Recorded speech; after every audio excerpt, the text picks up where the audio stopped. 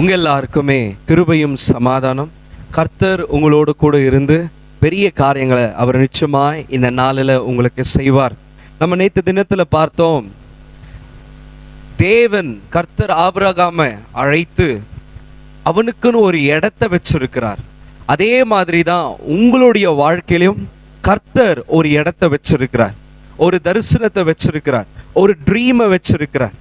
அதுதான் அவர் சொல்றாரு, நான் உன்னை பெரிய ஜாதியாக்கி உன்னை ஆசீர்வதித்து உன் பேரை பெருமைப்படுத்துவேன், நீ ஆசீர்வாதமா இருப்பாயின்னு சொல்லிதான். இன்னைக்கு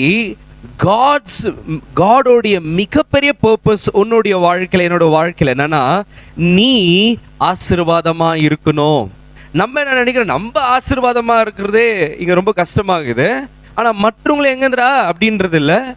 காட் உங்களை பிளஸ் பண்றாரு.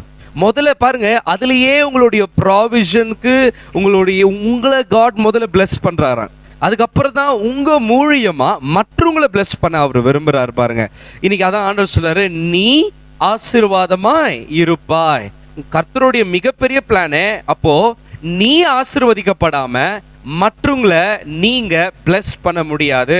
உங்ககிட்ட பணம் இல்லாம மற்றவங்களுக்கு கொடுக்கிறவர்களா இருக்க முடியாது. உங்ககிட்ட ஒரு 10 வீடு இல்லாம மற்றவங்களுக்கு ஒரு வீடு எடுத்து கொடுக்க முடியாது. உங்ககிட்ட இல்லாத எதையும் எடுத்து மற்றவங்களுக்கு கொடுக்க முடியாது.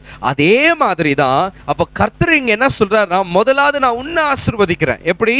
உன்னை பெரிய ஜாதியாக்கி உன்னை ஆசீர்வதித்து உன் பேரை பெருமைப்படுத்துவேன், உன்னை உயர்த்துவேன், உன்னை நான் பெரியவனாக்குவேன், உன்னை நான் மேன்மைப்படுத்துவேன், நீ மற்றவங்களுக்கு ஆசீர்வாதமா இருப்ப.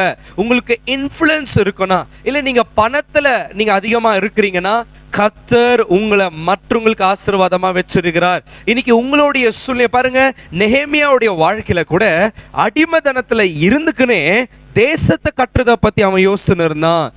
யோசேப்பு அடிமையா இருந்தா கூட, நல்லா கவனிங்க, அடிமையா இருந்தா கூட அந்த தேசத்துக்கு அவன் ஆசீர்வாதமா இருந்தான். தானியேல் ஒரு அடிமையா இருந்தா கூட தீர்மானம் எடுக்க எல்லாருமே அடிமையா போனுங்க, யாருமே நான் ஒரு அடிமை இல்லை, அந்த தேசத்துக்கு அந்த ராஜாக்கு ஆசீர்வாதமா மாறினாங்க.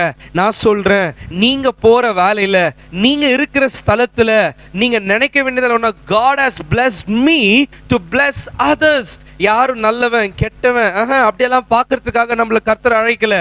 யாரா இருந்தாலும் அவசர நேரத்திலயோ எந்த நேரத்திலயோ நீங்க கொடுக்கிறவர்களா இருக்கணும்.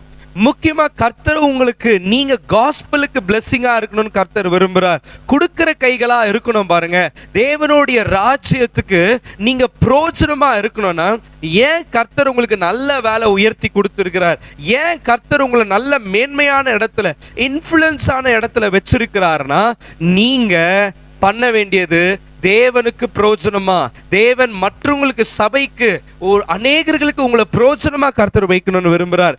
தாவீது ராஜா ஆன பின்பு முதலாவது அவன் தேட ஆரம்பிச்சது உடன்படிக்கை பெட்டிய இல்லையா, அவனுடைய இன்ஃப்ளூயன்ஸ், அவனுடைய அதிகாரத்துல எங்கடா உடன்படிக்கை பெட்டின்னு தேட ஆரம்பிச்சுட்டான். அதே மாதிரி தான் தேவாலயத்தை கட்டணும்னு நினைக்கிறான். ஆண்டவருக்கு முக்கியமானது எதுன்னு பார்க்கறான். அதே மாதிரி காஸ்பலுக்கு நீங்க கொடுக்கிறவர்களா இருக்கணும், ஏழைகளுக்கு கொடுக்கிறவர்களா இருக்கணும். கர்த்தருடைய ராஜ்ய தேவனுடைய ராஜ்யத்தில் நீங்க விதைக்கும் போது 100 மடங்கு நீங்க அறுக்க போறீங்க. ஒருவன் தேவனுடைய ராஜ்யத்துக்காக எதை இழந்தாலும் அது 100 மடங்கா கர்த்தர் கொடுக்கிறேன்னு சொல்லி இருக்கிறார். நீங்க கொடுக்கிறவர்களா இருக்கணும். நீங்க கர்த்தருடைய ராஜ்யத்துல விதைக்கிறவரா இருக்கணும். கேண்டில் வெளிச்சம், நீ இந்த உலகத்துக்கு வெளிச்சமா இருக்கிற பாருங்க, அந்த வெளிச்சத்தை கூட்டணும் போய் ஒரு கூடையில மூடி வச்சிட முடியாது. இந்த உலகத்துக்கு வெளிச்சமா நீங்க இருக்கிறீங்க. ஆண்டவர் இந்த உலகத்துல இருக்கும்போது நானே இந்த உலகத்துக்கு வெளிச்சம் சொன்னாரு. அதுக்கப்புறம் அவர் சொன்னாரு, நீங்களே இந்த உலகத்துக்கு வெளிச்சம்னு. நீங்க வெளிச்சமா இருக்கிறது வெறும் நான் வெளிச்சமாகிற வெளிச்சம் இல்ல, இருளா இருக்கிறவங்களுக்கு நீங்க ஒரு வெளிச்சமா கர்த்தர் மாத்த விரும்புகிறார்.